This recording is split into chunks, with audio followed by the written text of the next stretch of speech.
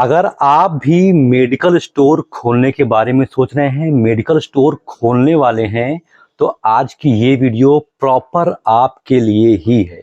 क्योंकि आज की इस वीडियो में मैं आपको कुछ ऐसी चीज़ें बताने वाला हूँ जो मैं गारंटी देता हूँ, अगर आपने इसको फॉलो कर लिया तो आप उन कुछ गलतियों से बच जाओगे जो अक्सर नए मेडिकल स्टोर वाले जब मेडिकल स्टोर खोलते हैं तो कर दिया करते हैं। बहुत इंपॉर्टेंट चीज़ है, बहुत गौर से सुनिएगा, बहुत अच्छी वीडियो है आपके लिए।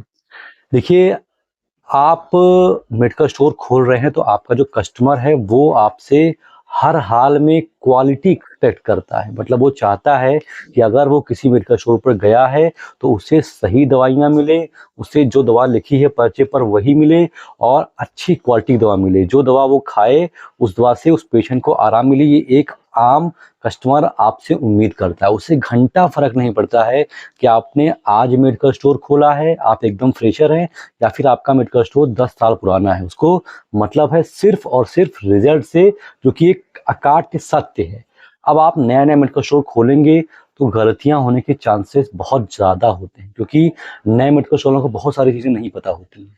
तो मेरा आपको पर्सनल सजेशन ये है कि अगर आप मेडिकल स्टोर खोलने वाले हैं तो कम से कम 6 महीने किसी ऐसे मेडिकल स्टोर पर जहाँ पर बहुत ज़्यादा कस्टमर की गैदरिंग होती है, बहुत ज़्यादा पेशेंट आते हैं, वहाँ पर कम से कम 6 महीने रह कर के काम को सीख लें।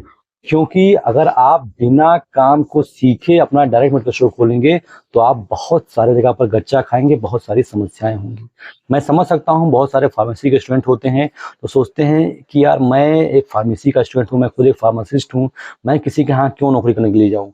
भाई साहब, आपको वहाँ पर जाना नौकरी करना नहीं है, आपका सिर्फ पर्पज़ है सीखना। वो बंदा आपको ₹1 मत दे, आप खुशी-खुशी ज्वाइन करिए, क्योंकि अगर आप वहाँ पर सीखेंगे तो आपको बहुत सारे फ़ायदे होंगे। पहली चीज़, आप समझ जाएँगे कि आपको कस्टमर से किस तरीके से पेश आना है। ये बहुत सारी अच्छी-अच्छी एमबीए किताबें नहीं समझा पाएँगी, जो आपको प्रैक्टिकली समझ जाएँगे, जो आप किसी मेडिकल स्टोर पर रहेंगे।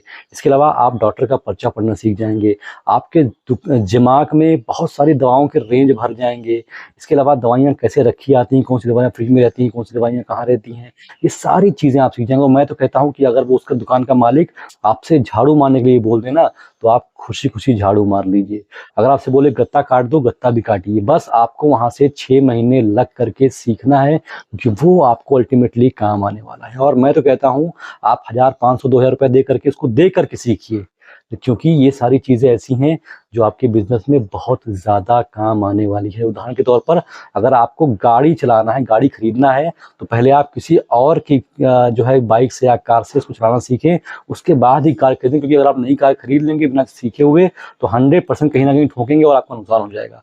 तो गाड़ी खरीदने से पहले जिस तरीके से आप किसी और गाड़ी से सीखते हैं, सेम उसी तरीके से अपना बिज़नेस खोलने से पहले, मेडिकल स्टोर खोलने से पहले किसी न किसी जगह पर आप उसको सीखें, तब आपको ज़्यादा फ़ायदा होगा। ये चीज़ें मैं आपको बता रहा हूँ क्योंकि बहुत कॉमन गलतियाँ हैं। लोग सोचते हैं मैं फार्मासिस्ट हूँ, मुझे सब आता है, लेकिन जब वो प्रैक्टिकल लाइफ़ में उतरते हैं तो टाँटा फिस हो जाते हैं। तो ऐसा कोई समस्या ना आने पाए, इसलिए मेरा प्योर सजेशन आपसे है कि भाई, घमंड को, ईगो को रखो साइड में और कम से कम 6 महीना आप किसी मेडिकल स्टोर पर समय दो, उसको सीखो।